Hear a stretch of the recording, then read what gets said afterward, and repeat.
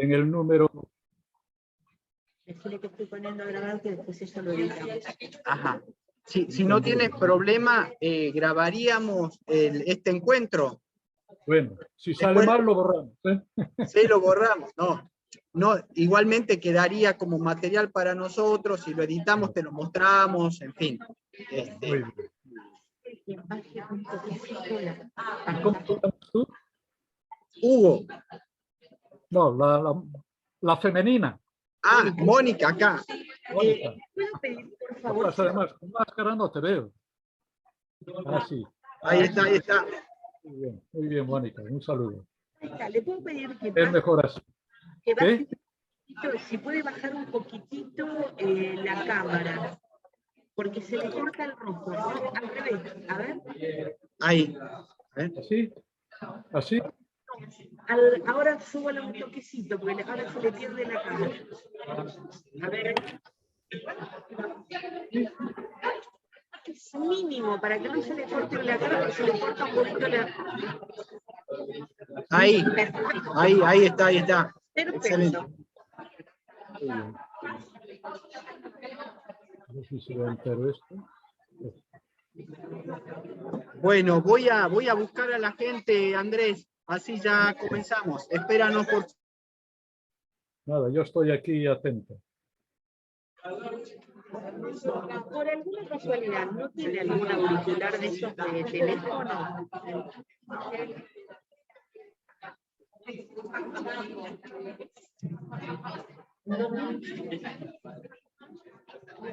¿No tiene un auricular de teléfono?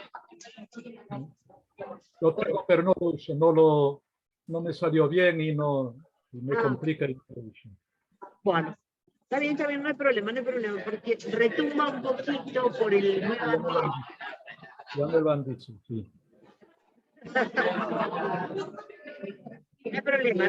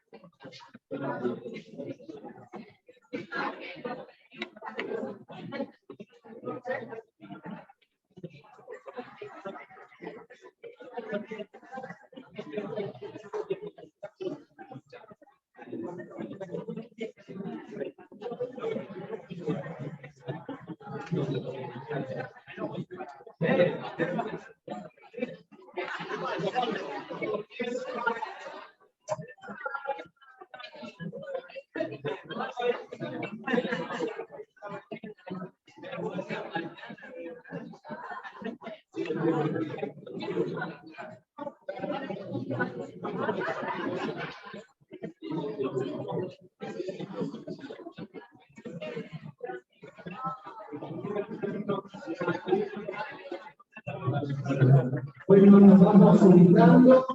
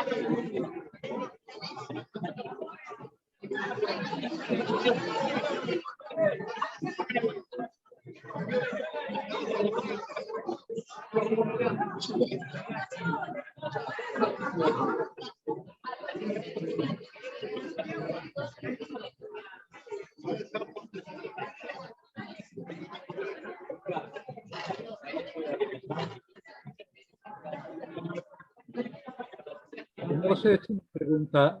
¿Me oyes? ¿Me oyes?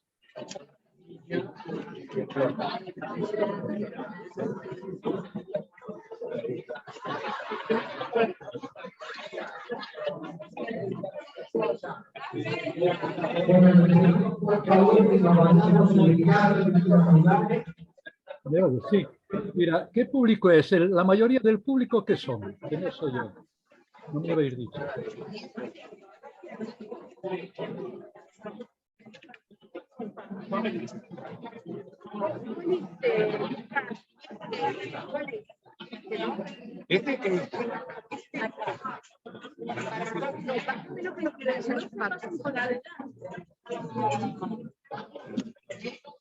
Tenémelo un segundo, porque este hombre me quiere preguntar algo y no lo escucho. Ah. No, lo que quería preguntar es el público. ¿De quién es la mayoría del público, que son estudiantes, gente de fuera? Como... Hay de todo, porque hay más o menos unos 100 estudiantes y el resto son público de afuera, o sea, de todo tipo, pero la mayor parte son estudiantes. No te escucha, Lili. ¿Dónde está Lili? Decile a Lili que no la escucha. Avisale a Lili que no la está escuchando. Decile que si le quiere hablar que venga acá, porque no la está escuchando. Ahí viene para acá, ¿eh? No, no se puede escuchar. Igual no se escucha. No, si yo intenté escuchar algo de acá, no se escucha.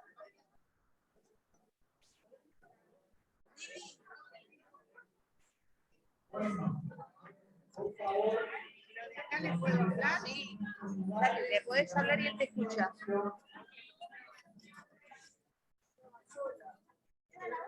Hola Andrés, ¿ahora me Hola, escuchas? ¿Cómo Ahora, estás? Yo ahora te muy bien. escuchaba preguntar y veía que nadie te respondía porque no hay micrófono allá. Bueno, mi nombre es Liliana, soy profesora del instituto y exalumna de este Instituto Raspanti, y la mayoría de las personas que estamos acá son alumnos de la carrera de profesorado en Ciencias Sagradas. Muy bien. Muy bien. Sí, porque Casi todos, te diría, alumnos y exalumnos muy bien, de esa carrera. Sí, es interesante saber a qué público le está uno hablando, claro. Así que gracias, sí. Ahora te van a conectar para que te escuchemos todos. Vale, muy bien. Pues muy Gracias. bien. Te mando un Pues, saludo. Hasta luego.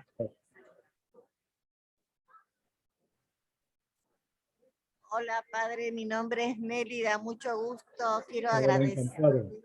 agradecerle, soy la directora del instituto y le agradezco profundamente su participación, que fue tan deseada por el padre Osvaldo Napoli.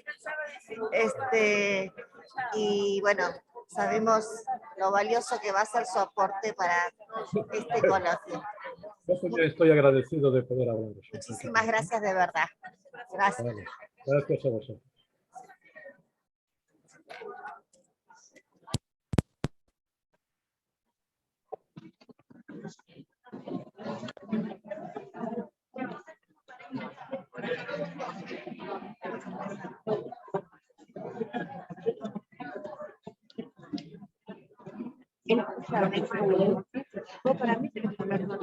Ese micrófono estaba muy bajito ayer, por eso lo escuchaba mejor, pero nosotros tenemos menos. Pero era lo mismo porque no mandamos audio acá. Con ese no se escucha nada. No. Lo que tenemos que hacer es reducir el sonido acá para que lo escuche mejor de acá. Él lo que tiene que hacer es leer las preguntas un poquito más lejos, para que baje el volumen. Esto suena peor, pero el volumen más alto. Andrés, ¿ahí nos estás escuchando? Sí. ¿Se escucha bien? Sí, yo oigo bien. Sí. Ahora no sale. No está saliendo, ¿eh? Hola. Hola, ¿qué tal? Ahora, a ver, ahí estamos. Yo escucho bien. ¿Por qué no suena este cable?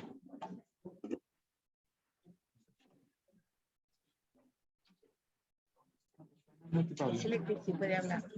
A ver. Sí. ¿Esto tiene volumen? ¿Tiene volumen? Sí, pero está... cuando desenchufaste soy Cuando cambiaron. Sí. No, estaba bien. Está bien ahí. A ver, probá subir el volumen vos. Hola, hola, yo estoy grabando. Las de allá adelante de todas. Sí. Bueno, vamos a continuar entonces con el desarrollo de nuestro coloquio. Queremos presentarle al doctor Andrés Torres Queiruga, que es sacerdote, nacido en Galicia, doctor en filosofía y en teología. Ha sido profesor de teología fundamental en el Instituto Teológico Compostelano y de filosofía de la religión en la Universidad de Santiago de Compostela. Es cofundador y fue director de la revista Encrucijada, además de formar parte del consejo de redacción de revistas muy importantes como Iglesia Viva y Concilium. Es autor de numerosas e importantes obras, entre las cuales mencionamos solamente algunas. Recuperar la creación por una religión humanizadora, 1998. Fin del cristianismo premoderno, retos hacia un nuevo horizonte, del año 2000.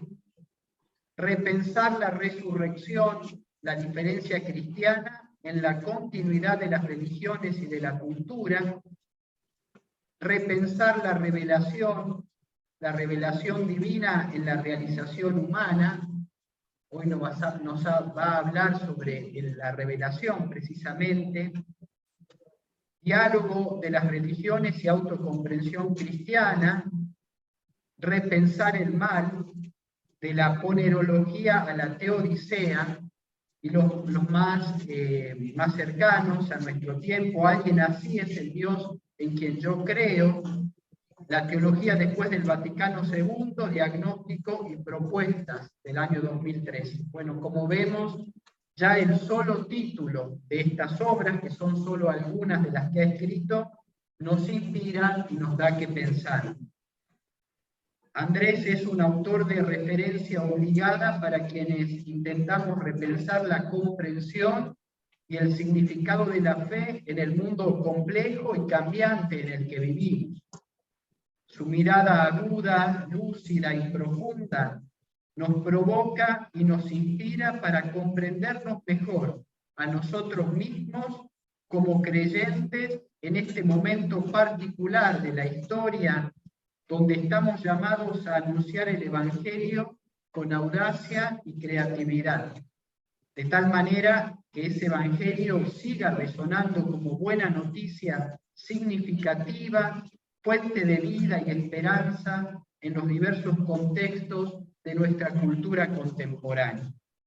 Muchas gracias, Andrés, por acompañarnos en esta celebración de los 50 años de nuestro instituto. Y ahora te dejamos la palabra.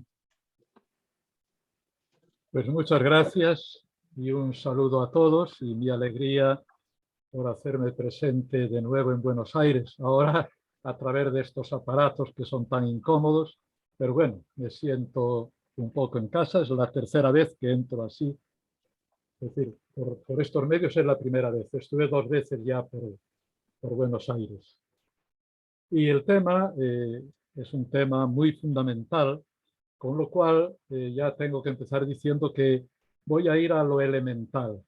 Por lo demás, esto de irse a lo elemental hoy en la teología es una necesidad en todos los grandes temas, porque la visión del mundo y por lo tanto el encuadramiento de la fe en la nueva visión del mundo, pues han sufrido un cambio tan radical que nos exponemos a que no se entienda de verdad lo que decimos. El tema de la revelación en concreto, si la seguimos repitiendo lo que se decía, pues entraríamos en disparates, porque cuando se dice revelación es que Dios nos habla y se manifiesta. Incluso por ahí se entiende normalmente que Él ha dictado la Biblia y por lo tanto la Biblia, palabra de Dios. nos dicen todos los domingos, y durante mucho tiempo se tomaba la letra con toda naturalidad. Pero yo os confieso que cada Semana Santa me llevo un enfado fenomenal cada vez que, por ejemplo, en plena liturgia pascual, de los momentos más solemnes, me cuentan allí que Dios se ha cubierto de gloria, matando a todos los primogénitos de los egipcios y matando luego a todo el ejército del faraón y gloriándose de matar a caballo y caballero. ¿Cómo podemos pensar que eso lo ha dictado Dios?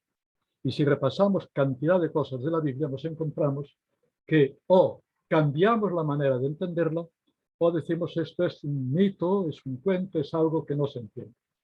Pero, naturalmente, ir al fondo de estas cuestiones no es nada fácil. Y por eso yo voy a ser un poco elemental. Me cuesta hablar así cuando no tengo la gente delante. Tengo ahí unas figuritas que me alegra veros, pero no es lo mismo. Entonces voy a ver si logro atarme a un esquema que os pondrán por ahí para ir aclarando poco a poco los pasos que me parece a mí que conviene dar para llegar a una comprensión nueva, que uno pueda leer la Biblia y decir, pues sí, me encuentro con lo que Dios nos quiere decir desde siempre. Este dibujito es para después. Ahora me interesa el esquema de la literal, el esquema de la charla, por favor. Esto es, que se vea. Bueno, pero como ven ahí, el primer punto es el Dios de Jesús. Es que esto parece elemental, pero muchas veces hablamos de un Dios que Jesús no reconocería para nada, para nada. Entonces tenemos que realmente darnos cuenta de que Jesús le llama Abba, le llama papá, es decir, padre, madre, que es puro amor, que no piensa más que en amar, en ayudarnos. Todo lo que digamos en contra de esto, que pueda negar el amor de Dios, es falso de raíz. Yo el primer librito donde he hablado de esto es Recuperar la Salvación, que es un libro que ya en el título dice, recuperar el Dios que solo sabe salvar y solo sabe amar. Esto lo pongo así porque es fundamental. Dando un paso más, que sería el segundo punto, porque no quiero detenerme ahora mucho en esto, pues darse cuenta que en la misma Biblia tenemos que tener cuidado con lo que leemos acerca de Dios. Porque si tomamos el esquema de la salvación que hemos aprendido y que a veces se sigue enseñando en teología, es también un esquema, perdonad que lo diga así, un poco monstruoso, porque nos cuentan una humanidad plenamente feliz, porque hay una pareja que comete un pecado tremendamente humano y por ese pecado Dios, a quien Jesús nos reveló como perdón, castiga para siempre a toda la humanidad, es decir, a millones de seres humanos que expliquen lo que expliquen los teólogos, no tenemos culpa ninguna de aquello que se cuenta allí, que además no ha pasado nunca. Entonces, claro, si mantenemos una idea así, de un Dios capaz de castigar un pecado leve y castigar las consecuencias a millones de inocentes y que al final amenace con un infierno si no se cumple, o que para salvarnos necesitó el sacrificio de su Hijo en la cruz, todo esto está muy metido en el inconsciente de todos nosotros y eso hay que borrarlo de raíz. Es decir, tenemos que cambiar totalmente esta idea de Dios y pensar que es un Dios que sería un poco ya el tercer punto a donde quiero llegar, un Dios que crea y crea por amor. Es decir, Dios es la plenitud, Dios es la felicidad, Dios lo es todo. Por lo tanto, si Él crea, si quiere que haya otros seres, solo tiene sentido, yo esto me atrevería incluso a discutirlo a nivel filosófico, si se parte naturalmente de la existencia de Dios, solo tiene sentido si quiere regalar. Esto lo decía ya San Ireneo, y lo decían muchos padres. Es decir, Dios no busca nada para sí mismo cuando crea la humanidad. Dios quiere regalar su vida, quiere regalar su felicidad y por eso crea con amor y solo va a estar dedicado a apoyar a sus criaturas con todo el amor de su corazón, hablando así metafóricamente. Y yo me atrevo a decir que, me lo decía hace poco, una muchacha que me conoció en Santiago, aquí me encontró de Buenos Aires, que venía de ahí en una peregrinación, me saludó en la calle, yo no la conocía de nada, me dijo que recordaba alguna charla y me dijo eso, Dios amor infinito. Le dije, pues sí, es verdad. Dios no sabe, ni puede, ni quiere hacer más que amar. Por lo tanto, tenemos que partir siempre de esto. que Dios es puro amor. Por lo tanto, cuando ahora hablemos de revelación, tenemos que pensar que es la revelación lo que Dios quiere manifestar desde este amor y pensando únicamente en ayudarnos a nosotros, en ayudar a la humanidad. Pensad que Jesús, el nombre que encuentra para Dios, el nombre propio de Jesús, de Dios para Jesús es Abba, es papá, es padre, madre, es decir, que no piensa más que en amar. Pensad lo que es un padre o una madre medianamente auténticos, humanos, que si cumplen lo que dice la paternidad o la maternidad, es preocupación por los hijos, a los que han traído por amor al mundo y que se entregan toda su vida en lo que pueden para ayudarles. Los padres humanos ya sabemos que pueden fallar, pero Dios no falla y su amor es infinito, incansable desde la creación del mundo. Bueno, entonces pasemos al número 4. Aquí es donde tenemos que ver que la concepción vulgar de la revelación es verdaderamente disparatada. Perdón. El número 3 primero. Dios volcado desde el comienzo en toda la humanidad. Es claro que si Dios ha creado por amor, con amor infinito, ha creado a todos y ama a todos.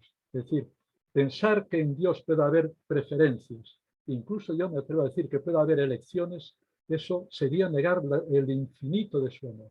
En Dios, la Biblia lo dice además de vez en cuando, no hay acepción de personas. Lo que sale de Dios es amor incondicional, infinito, para todo hombre, para toda mujer, para todo niño, para toda niña, que aparezca en el mundo desde el comienzo de la humanidad. No hay ningún momento de la historia en que el amor de Dios sea mayor de lo que era antes y de lo que será después. Me refiero al amor que Dios nos tiene, porque si es infinito, es un amor pleno, y por lo tanto es pleno para toda la humanidad.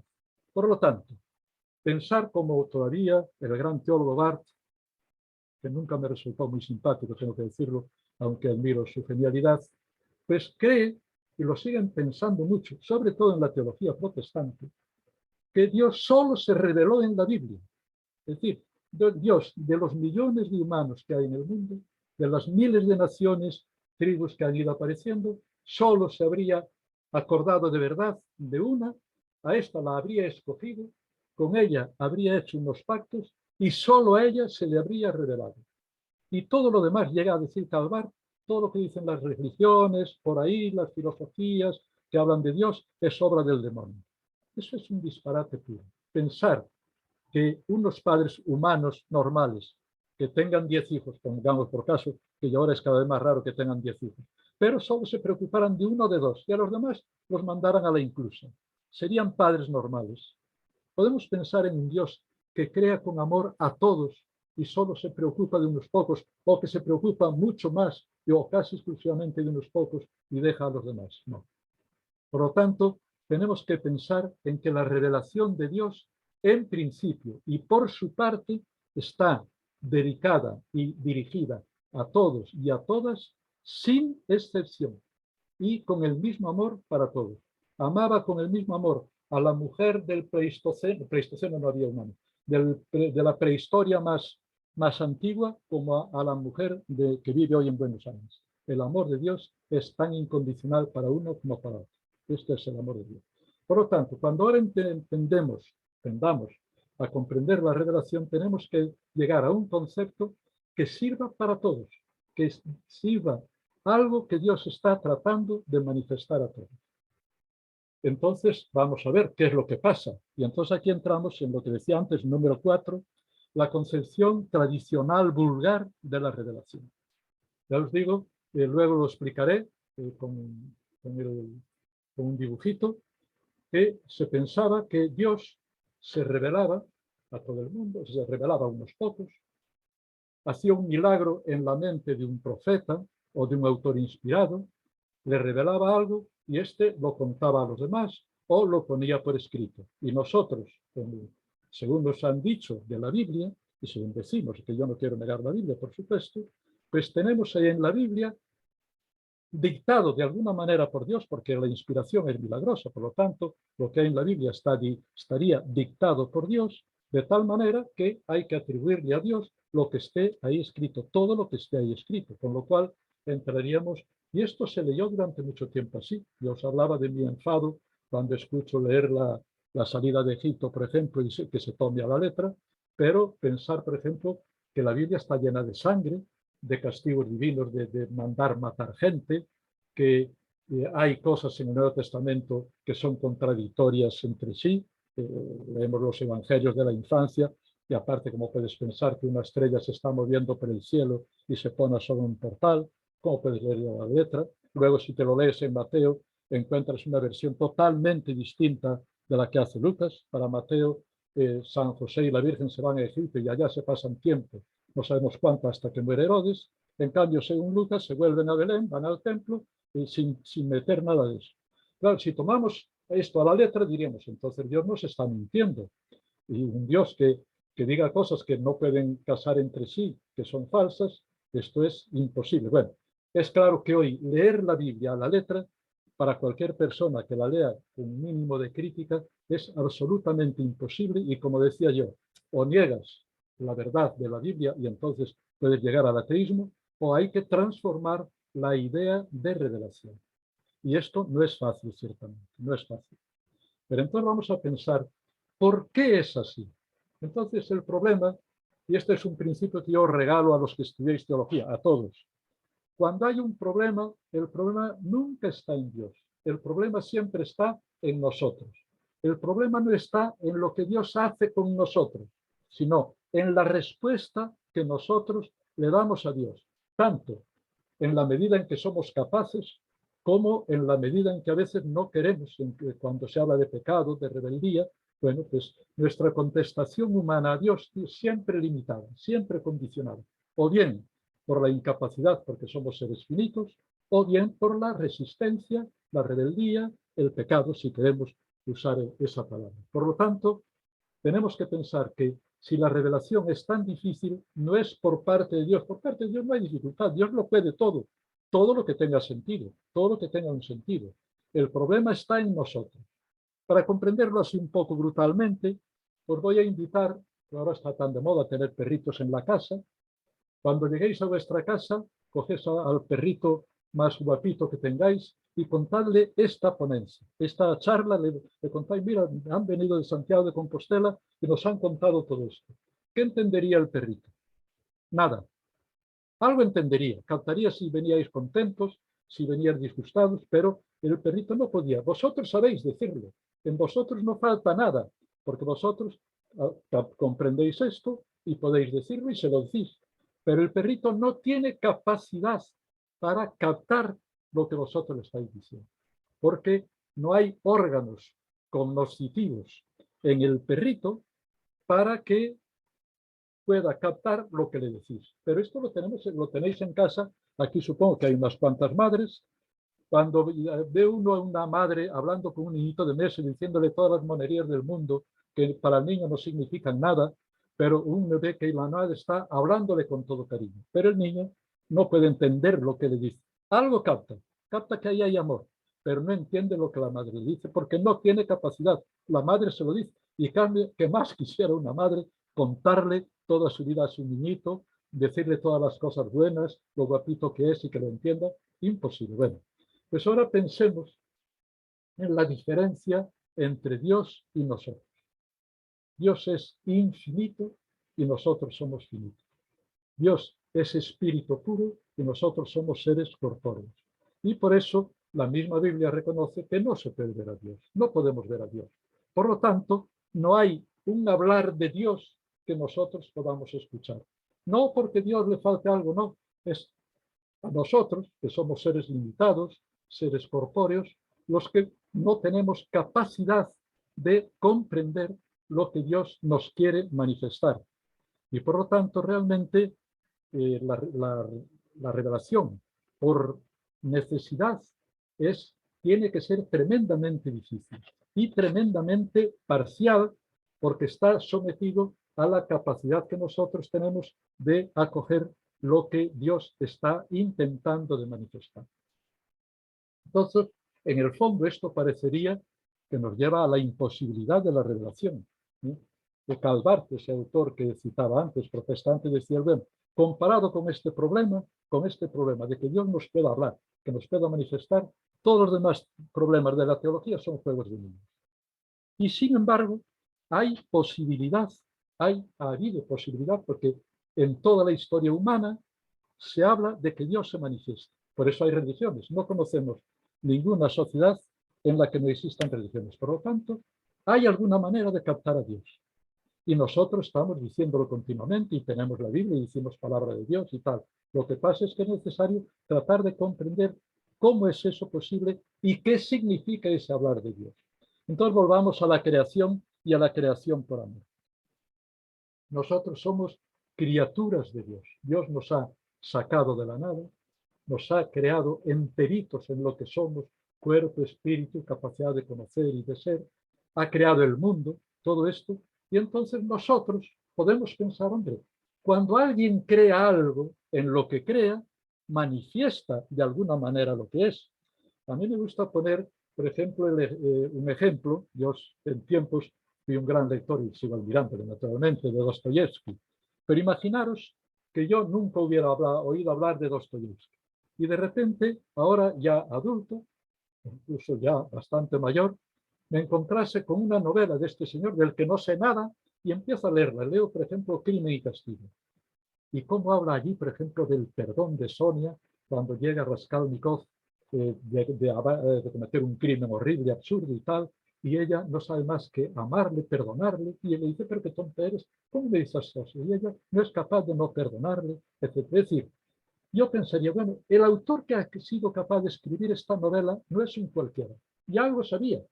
Es decir, yo no tenía noticia de Dostoyevsky, pero diría, no, este era un señor muy genial, porque esto no lo escribe cualquiera. Por lo tanto, era un señor que tenía una cultura fuerte, que tenía una educación literaria, que tuvo que dedicar buena parte de su vida a escribir, pero ya sabe. ¿Y de qué nacionalidad tendría? Hombre, es tan complicado, a lo mejor era alemán, porque estos alemanes son complicados. Y ahí yo ya metía la pata. Entonces leía con más atención la novela y a lo mejor caía en la cuenta, no, esto debió de ser en Rusia por lo que habla de la gente, de Siberia, de la deportación. Pues mira, ya sé más. Yo no he visto a Dostoyevsky para nada, pero desde su obra yo encuentro que era un autor muy inteligente, que era ruso y podía seguir haciendo más deducciones que unas serían acertadas y otras serían equivocadas. Pero vemos que hay posibilidad de comprender a un autor que al manifestarse en su obra, nosotros por lo que él hace podemos deducir cosas de lo que él es o puede ser. Bueno, y esto siempre, la humanidad, por ejemplo, ¿por qué decimos que hay Dios? Porque en toda la humanidad ahora puede haber ateos, en la medida en que sea posible ser totalmente ateo, pero los hay que se profesan ateos. Pero la mayor parte de la gente todavía es religiosa y yo creo que lo será siempre. ¿Por qué? Porque el mundo nos dice que el mundo no da razón de sí mismo. Yo he nacido porque me han nacido, pero el mundo cada vez nos dicen que tiene X años, aunque sean muchos miles de millones, pero es tan contingente como somos nosotros. Y la gente tiene esta idea de que estamos en el mundo, pero podíamos no estar. Esta idea de contingencia, de tal, lleva a pensar, bueno, alguien distinto nos ha creado. Eso que dice la gente, alguien tiene que ver, alguien tiene que ver. Bueno, es la primera, yo creo que el primer nacimiento de la religión es eso. Y eso ya es conocer a Dios.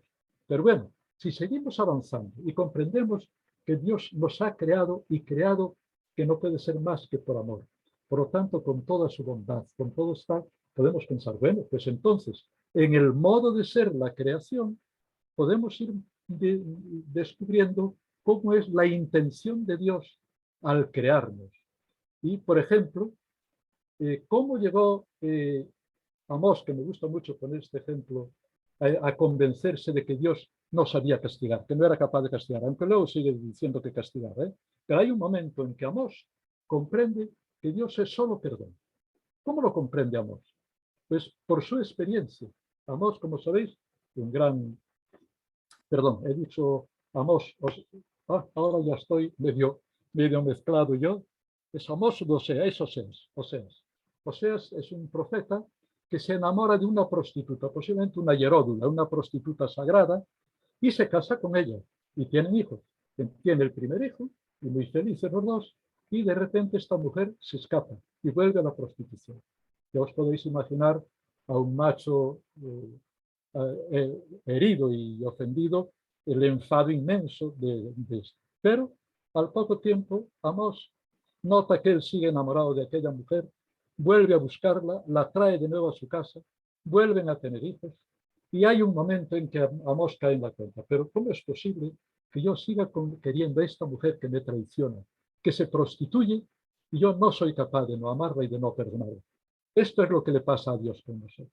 Entonces Amós comprende que si nosotros, siendo tan pequeños y a veces tan miserables y vengativos, puede aparecer en lo mejor de nuestro corazón, que somos capaces del mayor perdón, es cuando Él cae en la cuenta. Claro, por eso Dios, a pesar de nuestras prostituciones, de nuestras idolatrías, no es capaz de perdonarnos, y pone aquellas palabras en su boca, las pone Él en boca de Dios, pero son palabras que Él deduce y que Él pronuncia. ¿Cómo voy a castigarte, Israel? ¿Cómo voy a hacerte daño, Efraín? Que si cuando pienso en hacer eso, se me revuelve el corazón y se me conmueven las entrañas. Y además añade, porque yo soy Dios y no hombre. Soy el santo en medio de vosotros. Es decir, Oseas tiene la gran intuición, porque sí que lo mejor de nuestro corazón humano es el perdón incondicional. Dios, que tiene un corazón infinito, de amor infinito, tiene que ser también perdón infinito. Y entonces pronuncia esa frase que von Rat, un gran escriturista, dice que es la primera vez que en la Biblia se habla de perdón incondicional por parte de Dios. Pero veis que es un descubrimiento desde nosotros. Y luego el mismo se olvida bastante de esto, porque luego vuelve a hablar de castigos y de miedos y tal. Y en la Biblia se capta esa idea, queda ahí, pero se sigue hablando de castigo y tal, pero ya quedó metida en la conciencia de los autores bíblicos, en los que escuchaban, y entonces ya hay un avance en la revelación. Se capta que Dios puede ser perdón, que puede ser totalmente perdón, y entonces esto ya condiciona que otros puedan sacar otras consecuencias. O Moisés, aunque hablaba mal de la salida de Egipto, que es una narración, pero en la narración, por ejemplo, vemos como Moisés se revela y comprende que no puede ser bueno que unos hombres estén dominando y esclavizando a otros bajo el látigo. Y entonces se revela. Y Moisés comprende, tal como se nos narra, pero es una narración totalmente verosímil en este sentido, que luego esto Dios no puede querer. Dios no puede querer, si es el que nos ha creado a todos, que unos hombres opriman a otros. Y esto es lo que hay de positivo en la narración del Éxodo, pero de positivo que en este aspecto es correcto, que comprende que realmente Dios está siempre al lado de las víctimas, porque se compadece de las víctimas y no quiere que haya opresores machacándolos, y por lo tanto no les da la razón a los opresores. Entonces ahí tenemos un avance en la revelación, que fue para mí de alguna manera esta presentación de Dios preocupado del sufrimiento humano, es la esencia más importante de la Biblia, porque luego va a ser también la esencia de Jesús. Fijaros que Jesús, en definitiva, si habla de Dios como Abba, como Padre, Madre, es porque le ve totalmente compasivo. Y Jesús pasará la vida compadeciéndose de los pobres, de los enfermos, de los sufrimientos, y no dejándonos otro encargo. No nos deja otro encargo, a más preocuparnos de los que sufren. Esto es el encargo. Bueno, entonces, como veis, hay la posibilidad de la revelación. Ahora, es una posibilidad muy lenta, muy difícil. No es que Dios no quiera manifestarse desde el primer momento. Por parte de Dios no hay padre o madre que no quieran manifestarle todo su amor y hacer comprender todo su amor a los hijos. Pero los hijos y las hijas no siempre lo captan. Y captar esto es muy difícil. Cuando uno lee así la Biblia, se da cuenta de que es, por un lado, un libro terrible, porque hay cosas en el Antiguo Testamento y alguna en el Nuevo, que realmente no se dirían de ninguna persona, como decía Tony de Mello, de ninguna persona normal, de ninguna persona decente, se diría de castigar a miles de millones o mandar una peste a un ejército porque el rey se porta mal o cosas de este estilo. Si se lee la Biblia sin darse cuenta de que es un camino lento de 1000 años, de descubrimientos, de meteduras profundas de pata, pero de correcciones, es decir, una historia de descubrimiento, de ir cayendo en la cuenta de lo que Dios está tratando de manifestarnos, acertando unas veces y equivocándose otras. Por eso yo en el título de esta charla ponía ahí la lucha amorosa de Dios, que esta es una categoría de Karl Jaspers que me gusta mucho. Dios está todo el tiempo tratando de convencernos de que Él es solo amor, de que Él no manda castigos, de que Él no manda pestes, de que Él no mata a nadie. Pero nosotros no siempre logramos interpretarlo así.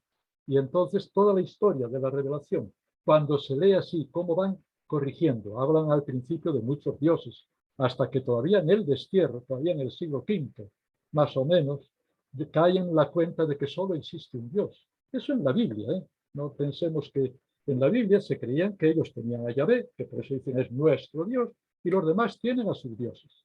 En el destierro hay alguien que justamente porque lo están pasando tan mal y que se sienten allí, pero no pierden la fe en Dios, cosa que seguramente perdió la mayor parte de aquellos judíos, porque era Marduk, el dios de los babilonios, era más fuerte que Yahvé, tomadas las cosas a la letra.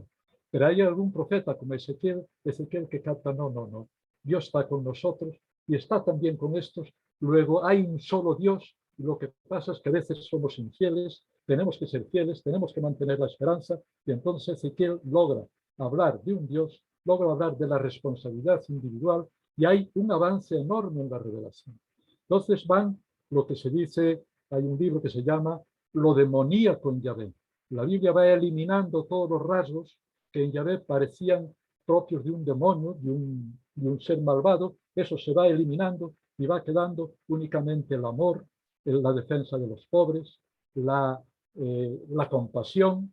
Y nosotros tenemos la suerte de estar al final de ese trayecto y escuchamos a Jesús de Nazaret, que logra decirnos que Dios no sabe castigar, que Dios nos dice una palabra del hijo pródigo, que ni siquiera piensa en su ofensa, está únicamente preocupado de que su hijo está perdido, que pasa hambre, que está muerto, y por eso cuando vuelve ni le juzga ni le castiga, sino que le abraza y hace fiesta. Este es el Dios que a lo largo de 1000 años de escritura y unos pocos más de tradiciones orales, se logra ir clarificando en la Biblia, y entonces cuando uno lee así la Biblia, tiene que reconocer los defectos que hay ahí, los errores que se cometieron en el camino. Pero esos errores ya no son errores porque son pasos corregidos por la misma Biblia que llega al final a Jesús de Nazaret. Y por eso yo siempre digo que tenemos que leer la Biblia al revés. Tenemos que leerla desde Jesús para atrás, porque entonces ya tenemos el criterio para saber, mira, aquí todavía no habían caído en la cuenta de que Dios es puro perdón y creían que castigaba. Aquí todavía creían que podía matar enemigos, pero ahora ya desde Jesús sabemos que eso no es. Y entonces vamos leyendo la Biblia como un avance, como un progreso, y esto, y perdonad que haga un paréntesis, hay que hacerlo incluso en los salmos. Los salmos no se deben rezar a la letra. De hecho, aquí en Galicia, un amigo mío, porque lo animé mucho a eso, ha hecho una traducción cristiana de los salmos. Es decir, los salmos, cuando rezamos, cuando hablamos directamente con Dios, tenemos que hablar con el Dios que ya conocemos a partir de Jesús. Y no podemos decirle, ojalá cojas a sus niños y los estrelles contra una roca. O aplasta a nuestros enemigos y cuán contento estoy porque tengo una espada de 2 filos para matar a tus enemigos. Todo eso no se puede rezar. Hay que respetarlo, porque eran oraciones que a veces son magníficas, en general son muy buenas, pero que conservan restos que no son verdad. Y esto, por lo tanto, cuando yo los leo para estudiarlo, me viene bien, porque mira tú cómo la Biblia ha logrado corregir esto que decía en ese momento, que, por ejemplo, oraban a Dios pidiendo venganza, y yo ya comprendo que yo no puedo hablarle a Dios pidiéndole venganza, porque Dios al revés me llama al perdón. Por lo tanto, si yo ya hablo a Dios y se lo digo a Él, no puedo decirle que venganza, porque estaría mintiendo y estaré ofendiéndole. Entonces tendré que rezar ese salmo diciendo, Señor, ¿cómo me gustaría que se conviertan estos y que nos dejen en paz o lo que sea? Que digamos la verdad. Bueno, esto es importante porque yo creo que en los salmos, en el rezo repetido de los salmos, de una manera crítica, dando por supuesto que todo aquello estaba dictado por Dios, se ha metido mucho veneno dentro de los corazones cristianos. Porque, claro, ahí en los salmos todavía queda mucha venganza, queda mucho tener que pedirle milagros a Dios. Y eso hay que eliminarlo y no puedes rezarlo así sin darte cuenta de que eso no es así.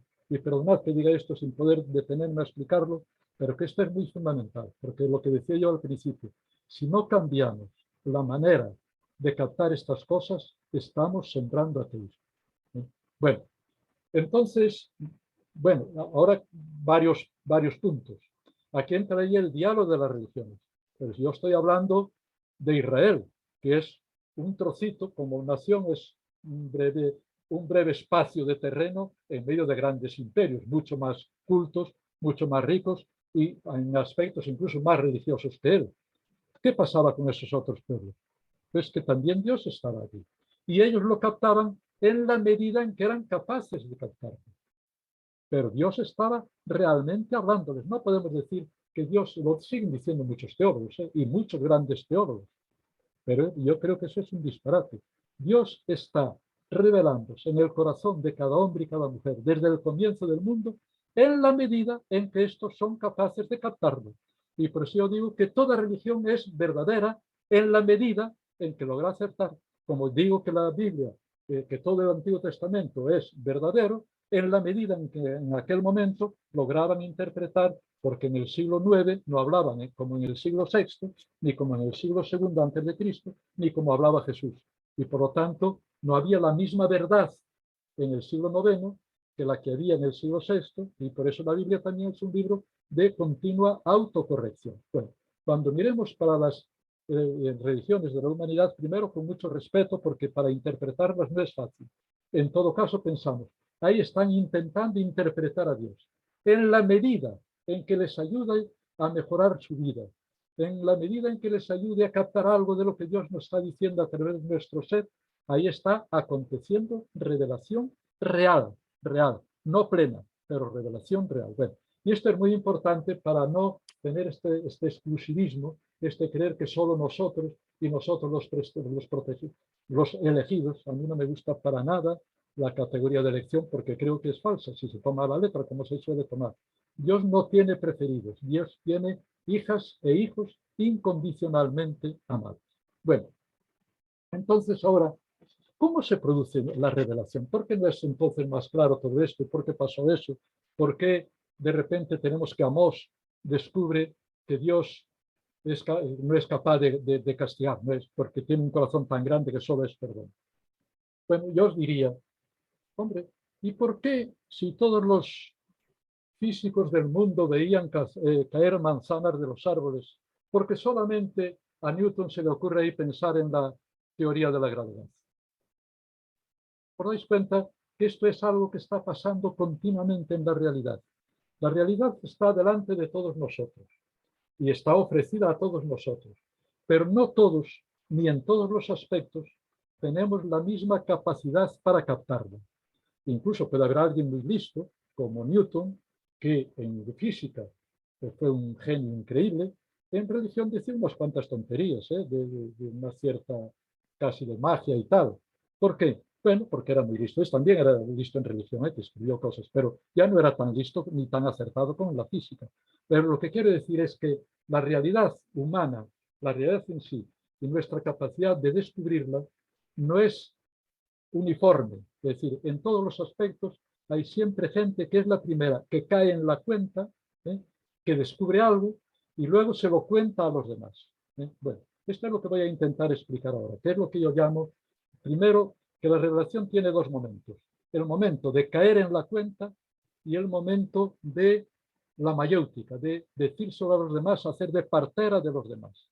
El caer en la cuenta es esto, que hay cosas que están delante de nuestros ojos, como siempre, que están ahí siempre, y de repente hay alguien que dice, anda, fíjate tú, si caen las manzanas, es que tiene que haber una fuerza de la gravitación y entonces tiene que haber tal. Y los demás, a partir de ese momento, cuando dicen, oye, pues sí, pues no nos dábamos cuenta, pero es verdad.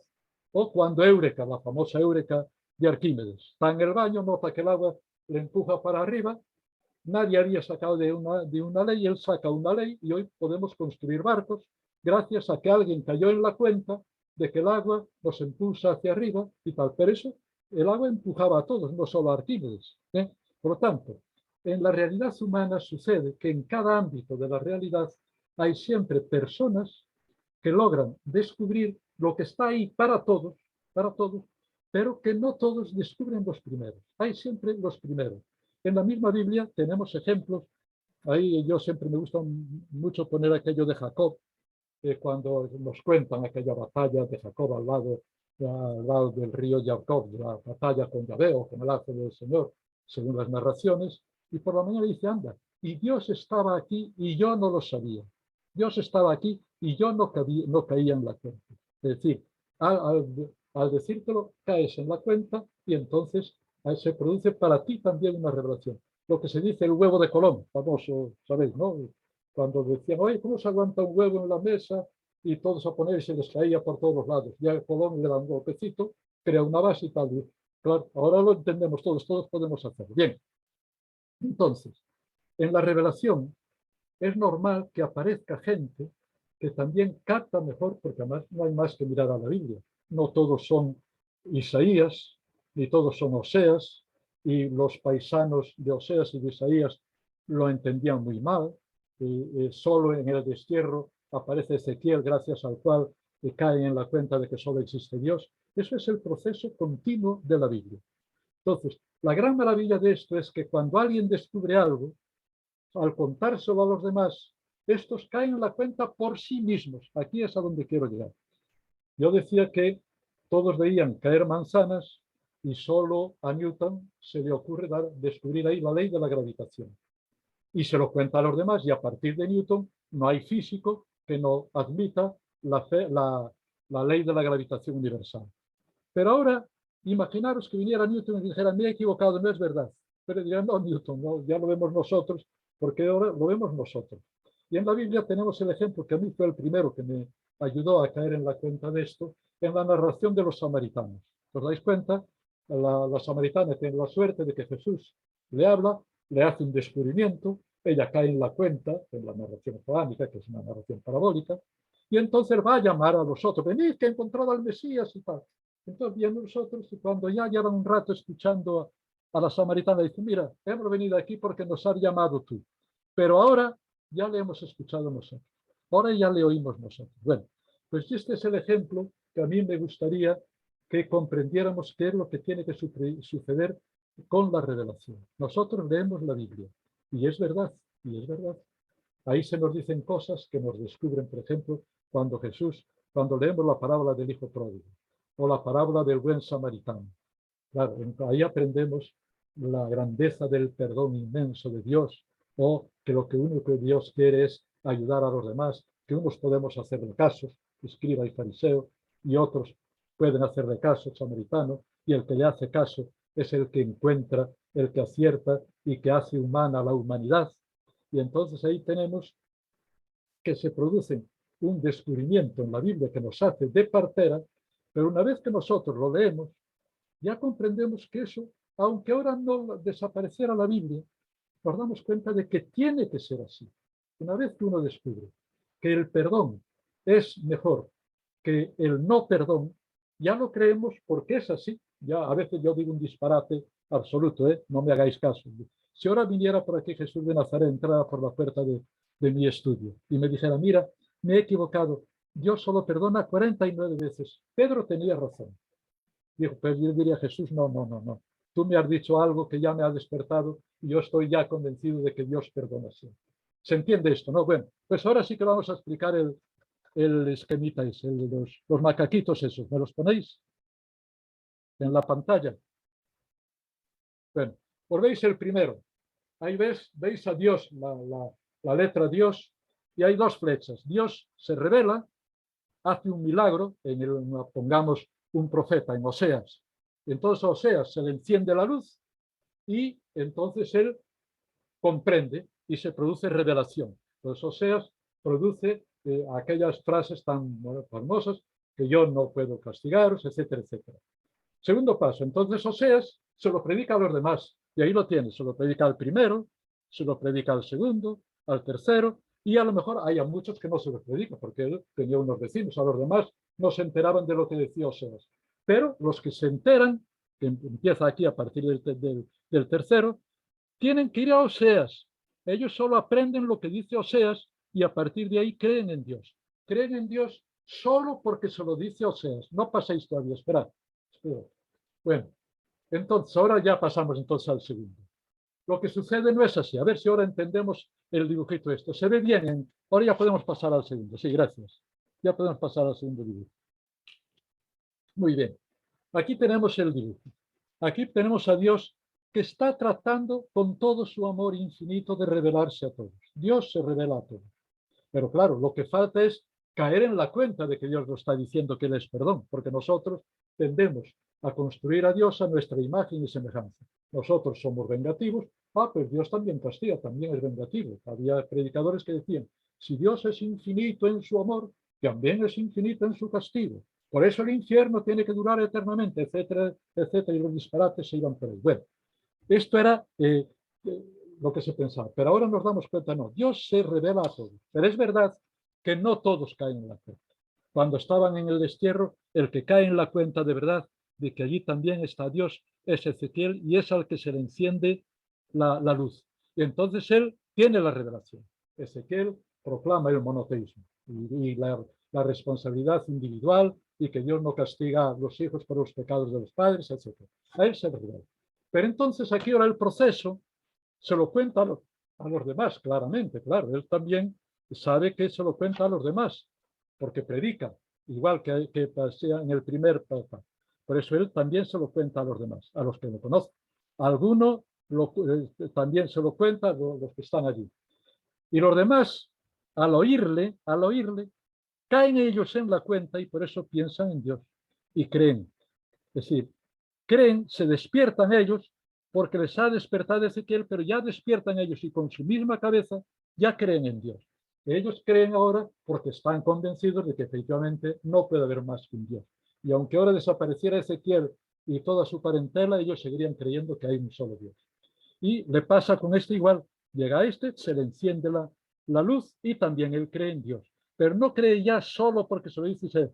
Cree gracias a que se lo dice Ezequiel, pero cree con su cabeza, ya cree porque él está convencido. Hay otro que se lo dice, pero a este no le convence. A este se le enciende, oye lo que le dice Ezequiel, pero no se le enciende la cabeza, no le hace caso. Dice, mira, no. Había falsos profetas, había gente que decía, tú eres un hereje. Muchos israelitas siguieron sin creer en el monoteísmo, empezaron a adorar a Marduk y a los demás dioses. Y hay otros que ni siquiera les llega la palabra de Ezequiel, que serían otras religiones y tal. Por lo tanto, para estos en ese momento no habría revelación. Pero yo creo que en este esquema se entiende bien, me parece a mí, cómo la revelación, por un lado, nos viene gracias a la Biblia. La fe viene de escuchar al primero que se despierta. Pero una vez que se despierta, se lo dice a los demás y los demás caen en la cuenta de que Dios se lo estaba diciendo también a ellos. Y por eso yo uso la palabra mayéutica, que es una palabra que, como sabéis, es de Sócrates, que decía que su madre era comadrona y que él también hacía de comadrón con los discípulos, con los jóvenes y con la gente con la que discutía. No les metía las ideas en la cabeza. Él ayudaba a que sacasen de su cabeza las ideas que ya tenían dentro. Bueno, hay pequeñas diferencias y tal, pero la idea fundamental es esta. La Biblia no nos mete a Dios dentro de nosotros, porque Dios ya está dentro de nosotros. Dios nos está diciendo a todos que es Abba, que nos quiere con amor infinito, que nos perdona sin condición, que lo que quiere es que nos amemos unos a otros. Esto se lo está diciendo Dios a todo hombre y a toda mujer desde el comienzo del mundo. Ahora, descubrir esto, formalizarlo y tratar de vivirlo no es fácil. Y esto es el gran proceso de la revelación. Bueno, con lo cual veis que yo creo que así se entiende, y entonces acabo ya la charla porque quiero abrir un poco de espacio para que podamos dialogar, que tenemos que leer la Biblia así. No podemos leer la Biblia y aprenderla de memoria. Tenemos que leerla de manera que nos convenzamos por nosotros mismos, poder decirle a la Biblia, mira, yo creía, empecé a creer porque tú me lo dices, pero ahora yo ya estoy convencido. Ya creo porque esto es lo que me convence de verdad. Yo sé que esto es lo ideal, porque luego a veces son cosas difíciles y nos cuesta, o no entendemos bien lo que quiere decir la Biblia, o hay interpretación. Eso es cierto. Ya la práctica no es fácil, pero la estructura fundamental sí que es cierta. Y tenemos que aspirar nunca a leer la Biblia para aprenderla de memoria, sino para que nos haga de partera De manera que nosotros aquello que creemos, lo creemos porque comprendemos que Dios nos lo está diciendo a nosotros, que la Biblia y el corazón dicen lo mismo. Esto lo dice un gran autor judío. La Biblia y el corazón dicen lo mismo y por eso la Biblia es revelación. Es una frase que a mí también me impactó y por eso la cito mucho. Porque creemos en la revelación cuando de verdad con nuestro corazón nos damos cuenta de que eso es lo que Dios nos está diciendo a través de nuestros sentimientos. Cuando el samaritano acude a aquel herido, va allí porque se lo dice Dios, porque Dios se lo decía también al sacerdote y al escriba, ¿eh? Pero ellos, por lo que sea, no lo escuchan o no quieren aceptarlo porque tienen mucha prisa, y el samaritano lo escucha y comprende que eso es lo que su corazón le está diciendo y ayuda. En ese momento, el samaritano está obedeciendo a Dios y está obedeciendo a su corazón. Está obedeciendo a su corazón y obedeciendo a Dios. Es lo mismo cuando esto se practica.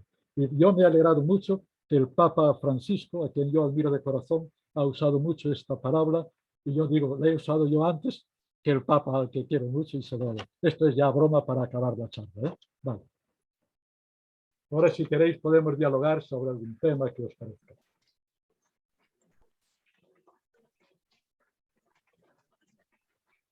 A ver, que parece que esto se ha apagado. A ver, empiezo. Ahora, ahí, ¿se Ahora escucha, sí. Andrés? Sí, ahora se oye. Poneme la cámara. Bueno, muchísimas gracias por tu conferencia con tanta claridad, con tanta profundidad, tanta lucidez. Ahora están acá anotando algunas preguntas y comentarios que nos van a ir pasando. Te las vamos a ir leyendo y después vos vas haciendo las reacciones que te parezcan. Una a una, mejor una a una, ¿eh? Mejor una a una. Una a una. Bueno, Sí. una a una. A ver.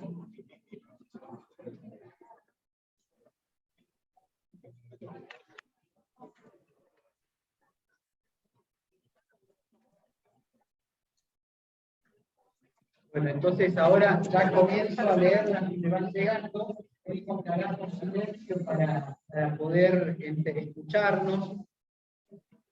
Dice así: revelación progresiva significa que Dios tiene siempre algo nuevo que revelar y comunicar, o somos nosotros los que captamos lo que Dios ya reveló plenamente. ¿Dios tiene algo nuevo más que decir o ya lo dijo todo?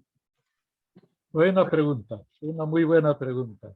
Vamos a ver, el proceso es siempre en nosotros, es decir, no podemos decir que Dios dijo hasta que alguien le escucha, porque si yo estoy aquí hablando al aire por la ventana, no estoy diciendo, pero tal. Es decir, cuando hablamos de revelación, es que alguien ha captado algo de Dios, ha comprendido algo de Dios.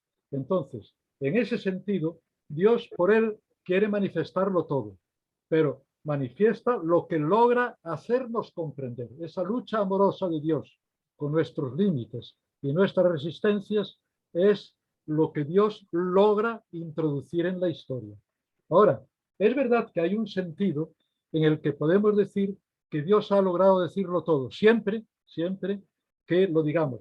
Yo lo traduzco en el libro de la Revelación, digo, Dios ha logrado revelar las claves fundamentales de lo que nos quiere comunicar y las ha revelado en Jesús de Nazaret, una vez que nos ha descubierto que Él es un Abba de amor infinito e incondicional, de que es un Abba de perdón sin restricciones para nadie, un Abba que lo único que quiere es que nos amemos unos a otros, un Abba que nos asegura que la muerte, ni el mal, ni nada acaba con nosotros. Es decir, en este sentido, Dios ha logrado decir en Jesús lo máximo en las claves fundamentales que la humanidad puede creer. Y en este sentido sí que yo estoy convencido de que por mucho que dure la humanidad, no vamos a sobrepasar el fondo fundamental de lo que ha dicho Jesús. Y en ese sentido, Dios nos ha logrado revelarnos todo. Y en las otras religiones ha revelado también todo lo que ha sido posible. Y por eso nos conviene dialogar mucho y aprender unos de otros aquellos aspectos que una cultura distingue mejor que otras y tal, y nos vamos completando. Y por eso también nosotros estamos convencidos, yo al menos lo estoy hablando literalmente, de que realmente lo que ha dicho Jesús sería insuperable, pues yo creo que conviene que lo comuniquemos a los demás, como oferta. Yo os digo, yo creo que si en vuestra religión todavía no habéis caído en la cuenta de que Dios es incapaz de castigar, yo os lo digo porque estoy convencido y creo que vale la pena que lo penséis. Si todavía no habéis caído en la cuenta que Dios ama a todos sin condición y que no tiene preferidos y que todos son hijos e hijas, si no habéis caído plenamente en la cuenta, yo siento la necesidad amorosa de decirlo, no os lo impongo, pero yo quiero comunicarlo. Y a esto no voy a renunciar, eso es verdad. Esto es el diálogo de las religiones. Y estoy dispuesta a aprender los matices, los aspectos de compasión o de lo que sea que vosotros me enseñéis. Sí. Ahora, lo incorporaré en esta plenitud que Jesús nos ha revelado. Gracias, Andrés. Están llegando muchas preguntas, no creo que podamos responder a todas, pero a ver, te leo otra. Desde el conocimiento de que Dios es amor, ¿cómo corromper el discurso de que Dios sacrificó a su Hijo para salvarnos? ¿Cómo entender desde este paradigma el infierno y el purgatorio? ¿Qué Bueno, material para ya, oye, porque Bien, si no, bueno, a la primera pregunta digo, porque no es verdad. Dios no mató a su hijo ni quiso que lo mataran. Eso es un disparate absoluto. Si no, tendríamos que llevar a Dios al tribunal de la Haya, para juzgarle, porque mandaría un crimen, porque la crucifixión fue un crimen, más o menos legal, pero fue un crimen. Por lo tanto, también ahí tenemos que interpretar. Es decir, hemos hecho una interpretación literal y hay que interpretar bien y no creer la monstruosidad de que Dios podía querer que matasen a Jesús, como nadie de los que estamos aquí cree que Dios quería que asesinasen a Monseñor Romero, a Gandhi o a Ellacuría. Estoy seguro que nadie de la sala piensa eso. Dios no quiere jamás eso. Otra cosa es que Dios quería que Jesús fuese fiel a su misión, como quería que lo fuese Ellacuría y Monseñor Romero y Gandhi y Luther King y todos los que sacrifican su vida y su historia para ayudar a los demás. Eso, aunque a veces nos cueste, pero no porque Dios quiera que suframos, sino que esos son los precios que nos obliga la realidad, a veces el pecado, a veces la limitación nos lo obliga a pagarlo. Dios lo único que quiere es el bien de todos, apoyándonos con todo su amor para que hagamos lo mejor posible. Lo entendemos bien comparándolo con lo de Monseñor Romero. No creo que ahí haya problema para interpretar esto ya, y por eso hay que cambiar la manera de la revelación. Jesús tuvo la mala suerte de que le mataran, y nosotros tuvimos la suerte de que ahí descubrimos el amor enorme de Jesús y que Dios, a pesar de todo, tuvo que aguantar que le asesinaran a su hijo, tuvo que aguantarlo, como tiene que aguantar que maten a niños de hambre, que ahora estén en Ucrania machacando a tanta gente. Todo eso porque es la malicia humana la que crea eso, y Dios no puede estar rompiendo la creación, no puede estar haciendo milagros, sino llamando en el corazón. A ver, no hagáis eso, como llamaban en la parábola del samaritano al escriba y al sacerdote, atended a este que se muere, pero la humanidad no siempre le hace caso. Pero Dios no cesa en el trabajo. Bueno, la otra pregunta es más sutil, pero es lo mismo. Pensar en un Dios que mantenga a una sola persona, y ya no digamos a millones de personas, por toda la eternidad, en tormentos horribles, eso es una blasfemia, pensarlo así, pensarlo así. Por lo tanto, tenemos que interpretar qué significa el infierno. No podemos interpretarlo a la letra, porque si no, yo no podría creer en Dios. Pensad que las legislaciones modernas no permiten hacer posible que alguien muera en la cárcel, y al fin sería un castigo de pocos años, siempre una condena, una cadena perpetua que ya en los países cultos y civilizados ya ni siquiera quieren admitir sin más la cadena perpetua, porque nos parece que no puedes aguantar a una persona, castigarla hasta la muerte. puede castigar eternamente y sin fin a millones de personas. Creer eso es creer una blasfemia, con todos los perdones. Entonces, ¿qué hay que interpretar? Bueno, primero, esto, por ejemplo, lo decía todo un Urs von Balthasar, que no era un modelo de progresía teológica. Bueno, hay que pensar que nosotros podemos hacernos daño, nosotros podemos arruinar nuestra vida. Cuando allá en el Deuteronomio se dice, pongo delante de ti la vida y la muerte, escoge. Si nosotros podemos escoger la muerte, nosotros podemos arruinar la vida. Ningún padre y una madre normales quieren que su hijo sea un criminal o que se entregue a la droga. Pero si son adultos estos hijos, tienen que tolerarlo. Y tendrán que tolerar que sus hijos arruinen su vida. Encima ellos no les van a castigar. Un padre normal, si ve a su hijo que está arruinando su vida con la droga y está ya a lo mejor osidoso o está ya que no puede consigo, encima no le da con un palo en la cabeza, sino que tratará de ayudarle. Bueno, aquí el gran problema es cuando decimos que alguien muere en pecado. Bueno, ¿hay alguien en la historia que sea totalmente bueno? No. Todos los que estáis ahí sois almas de Dios, yo supongo que todos sois buenísimos y que ahí hay santos y santas, pero sé que todos tenéis los defectillos, que todos tenéis algún pecado, que todos, porque nadie es totalmente bueno. Y al revés, ¿vosotros creéis que Putin es totalmente malo? ¿O que Hitler era totalmente malo? Tampoco.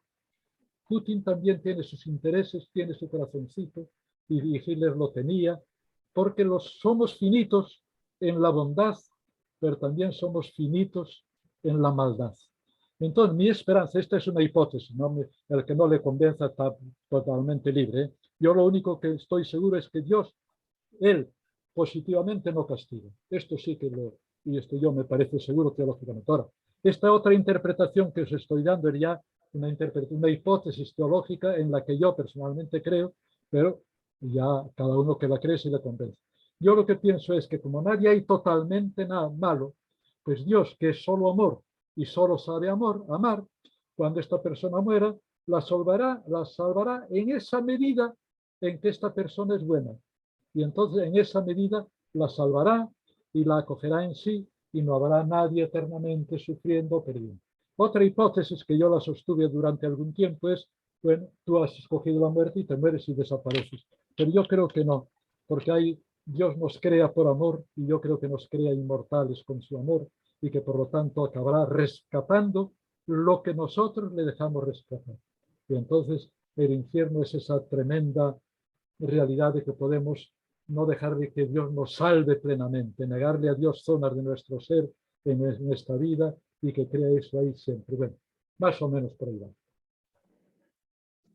Gracias, Andrés. Ahí te planteo otra pregunta. Dice, entendiendo que Dios está siempre al lado de las víctimas, pero que también ama a todos, ¿cómo entender los genocidios y la dictadura militar?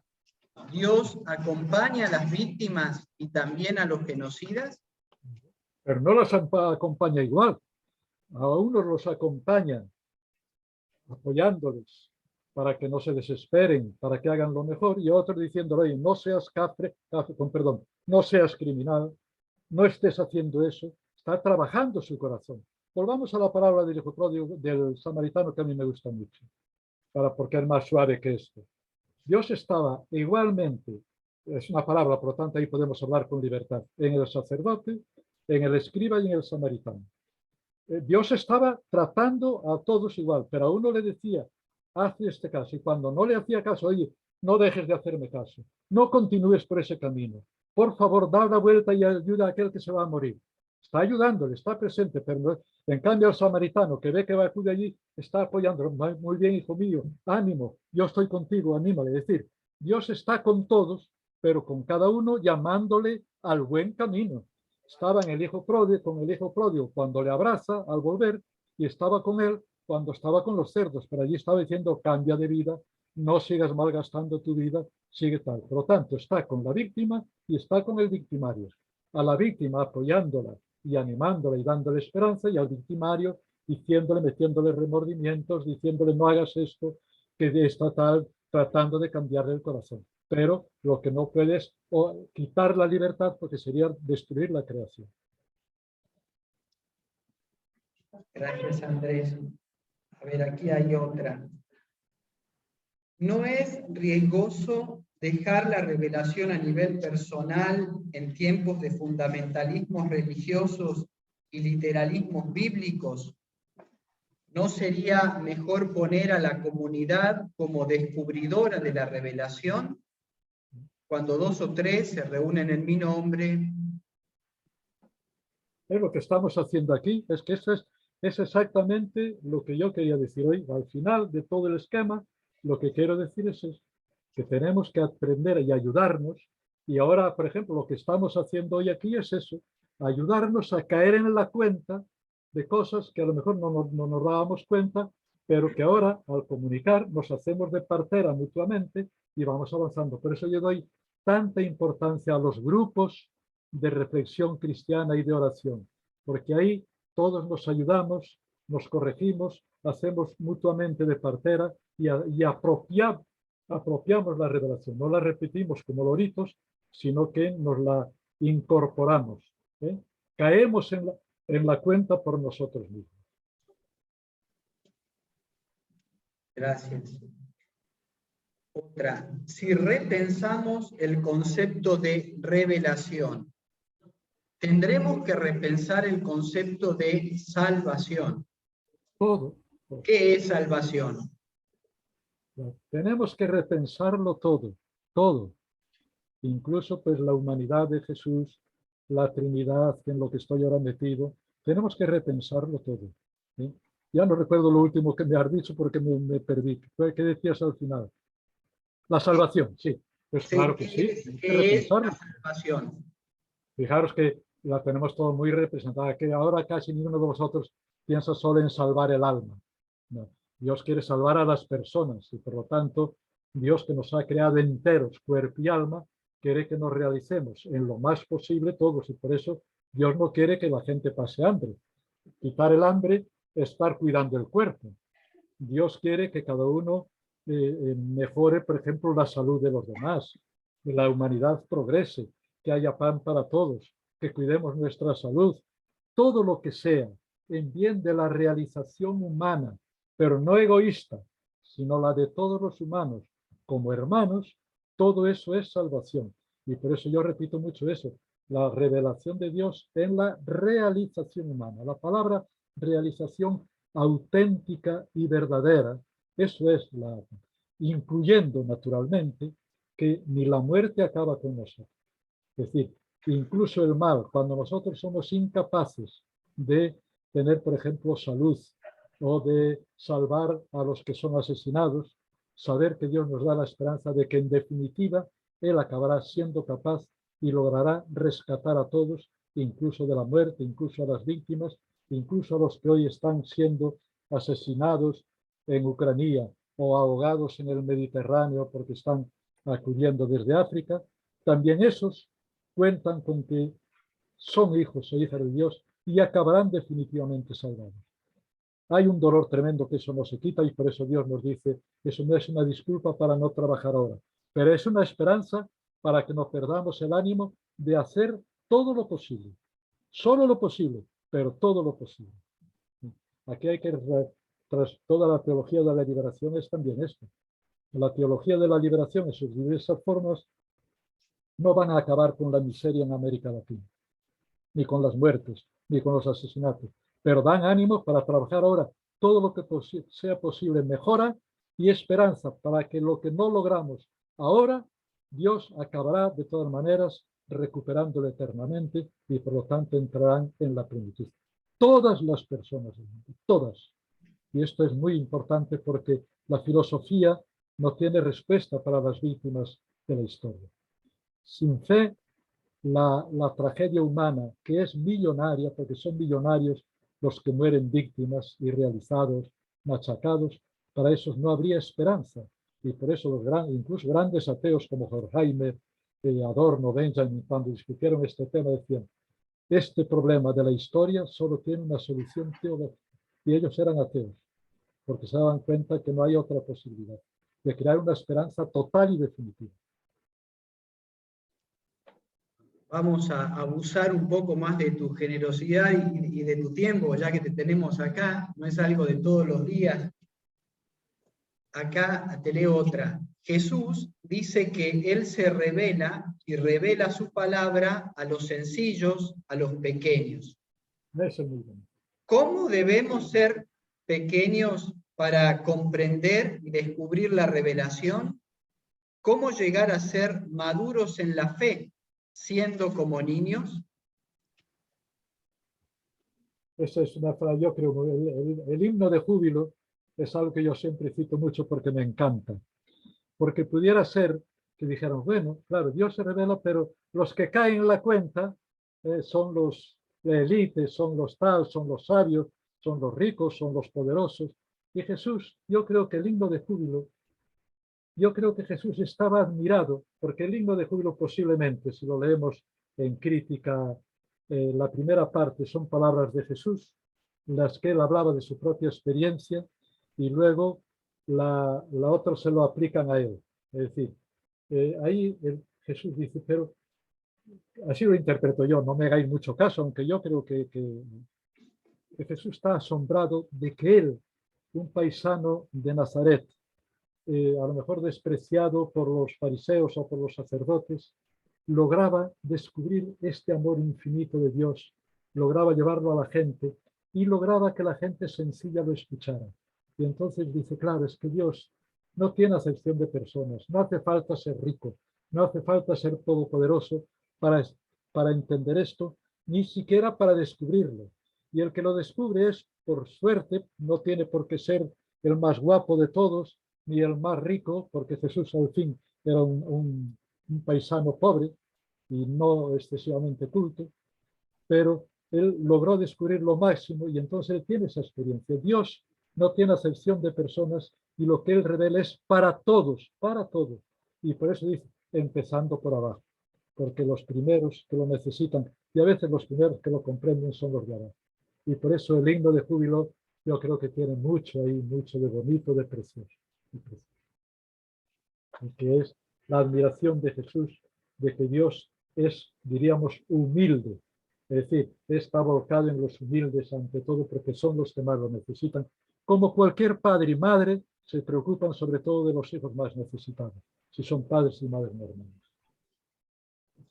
Bueno, Andrés, hay varios que han preguntado también dónde pueden seguir leyendo y profundizando sobre esto. Bueno, tú tienes una abundante bibliografía, así que esa pregunta me parece que es consultando tus textos, vamos a facilitarlos también en la medida que algunos están digitalizados, especialmente para quienes estén más interesados. Yo por mi parte doy permiso para que digitalicéis todo, ¿eh? Yo por mi parte no tengo inconveniente en que, con tal de que se lea, yo recomendaría los libros más fáciles son los que están publicados en la editorial Salterre, que son de color verde. Recuperar la salvación, recuperar la creación, creo en Dios Padre. Esos son posiblemente los más asequibles. Después hay otros que se titulan Repensar la creación, repensar el mal. Bueno, ya veréis. Si cogéis esos después ya veréis otros por ahí. Te agradecemos mucho, Andrés, que han quedado algunas preguntas, pero ya también estamos sobre el tiempo de nuestro programa. Muchísimas gracias. Reunir vosotros y las discutís. Eso se puede hacer siempre. Vale. Bueno, pues yo también os agradezco la atención. Es incómodo hablar así sin tener a la gente delante. A mí me cuesta mucho, pero bueno, lo hago por el cariño y porque tenemos que comunicarnos. Y algo veo allí al fondo, pero falta la presencia viva, porque eso es, a mí me cuesta mucho hablar así. Bueno, acá están diciendo que vengas. La invitación está abierta. Alguna vez volveré por ahí. Claro Tengo buenos amigos en Buenos Aires, ¿eh? Bueno. Muchísimas gracias, Andrés. Un fuerte abrazo. Chao.